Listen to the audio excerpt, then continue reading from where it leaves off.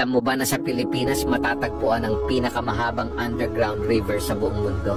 Matatagpuan ito sa Puerto Princesa, Palawan, isang mahiwagang ilog na umaabot ng 8.2 kilometro sa ilalim ng napakalalaking limestone cliffs.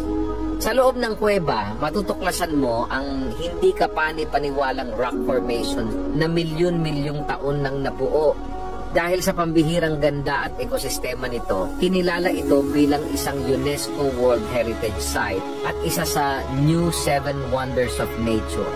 Habang naglalakbay ka sa loob ng madilim at tahimik na kuweba, maririnig mo lang ang tunog ng tubig at ang huni ng mga paniki at swiftlets na naninirahan sa loob. Mayroon ding mga kakaibang isda na nakakapamuhay sa dilim. Sa dulo ng paglalakbay, bubungad sa iyo ang isang napakagandang tanawin.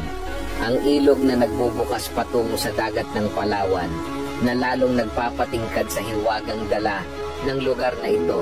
Ang Puerto Princesa Underground River ay hindi lang isang destinasyon, kundi isang patunay kung gaano kaganda at kayaman ang kalikasan ng Pilipinas. Follow for more.